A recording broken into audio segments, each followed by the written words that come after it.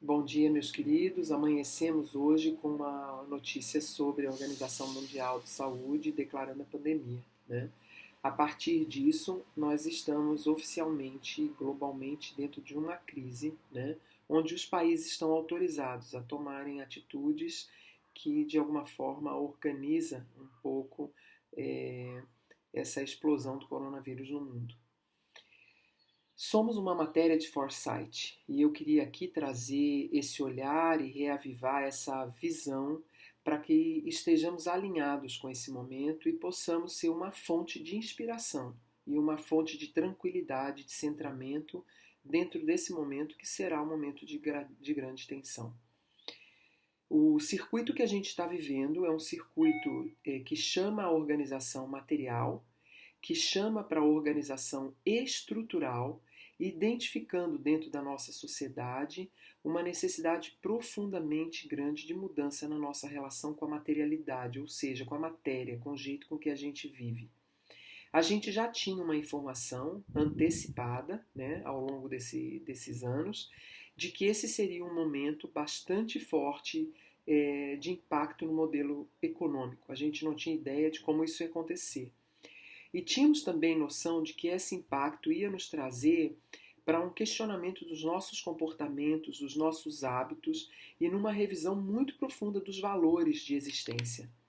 Então, quando adentra dentro desse ano, com toda essa temática que a gente estuda, um âmbito de bactéria, e essa bactéria se espalha de forma global, onde bilhões de pessoas vão se preocupar um pouco com a morte e com a saúde. Mas me parece que esse não é o grande tom. O grande tom é que isso ameaça a nossa estrutura cotidiana, isso ameaça as nossas rotinas. Universidades fecham, eventos são cancelados, empresas paralisam, movimentos de logísticas não estão tão livres para serem feitos. A gente tem que obedecer uma regra de guerra, né? Uma regra de crise.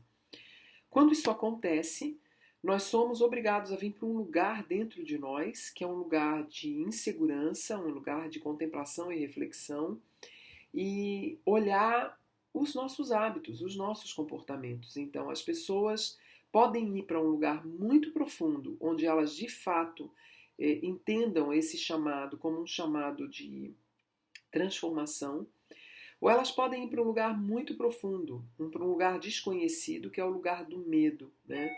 Do medo da morte, do medo da ausência do dinheiro, do medo da falta de recursos, do medo da paralisação da sociedade como um todo, do apavoramento que a mídia energiza nisso. Quem somos nós nesse cenário? Nós somos aqueles que caminhamos em cima de um conhecimento antecipado e que sabemos que essa crise é uma crise de consequência, principalmente pela negação de um status que o planeta estava nos últimos 3 anos, né? E mostrando para a gente que a gente estava vindo numa direção bastante complexa. E nós somos uma fonte de inspiração, onde a gente pode, no nosso centramento, na nossa compreensão do momento, falarmos a partir de um ponto que acalma a crise, que gera para as pessoas que estão emocionalmente ligadas a isso um tom de olhar a partir de outra perspectiva. Eu recomendo algumas coisas. Então, em primeiro lugar, trabalhar com essa visão, né? De que vamos manter um centramento, porque quando a gente mantém um centramento, a gente administra todas as situações melhores. Para manter o centramento, a primeira coisa é achar as fontes corretas de notícia. Que a gente não fique olhando as fontes de notícia a partir das mídias comuns, né?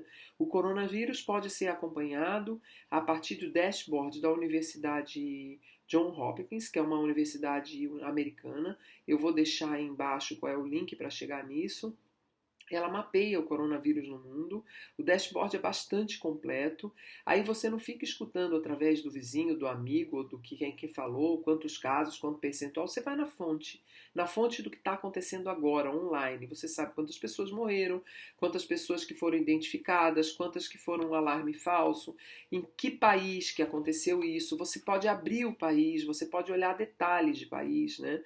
Procurem não replicar notícias alarmantes, procurem não ter posturas que joguem mais lenha na fogueira do medo. Porque nós estudamos essa ferramenta para sermos isso. uma fonte de tranquilidade nos momentos de tensão. Eu me coloco à disposição para fazer um bate-papo à distância, caso vocês sintam que é necessário para instrução. Essas perguntas que ocorreram dentro do grupo agora, elas são perguntas bastante importantes de serem respondidas a partir de uma fonte mais profunda do conhecimento, mas nós somos uma oportunidade, né, de sermos uma inspiração, uma fonte de transformação e de cura nesse momento. Que sejamos isso e que tenhamos em nós, né, essa consciência da calma e da tranquilidade verdadeira, de quem compreende que apesar do momento ser difícil, ele é necessário e que está tudo certo. No final sairemos disso com calma. Eu alerto que a gente está no ciclo 7, no mês de março, né, para aqueles que entendem um pouco dessa matéria. Nós teremos um momento extremamente desafiante em abril, mas essa crise tende a diminuir a cauda dela muito, muito fortemente nos primeiros 15 dias de maio.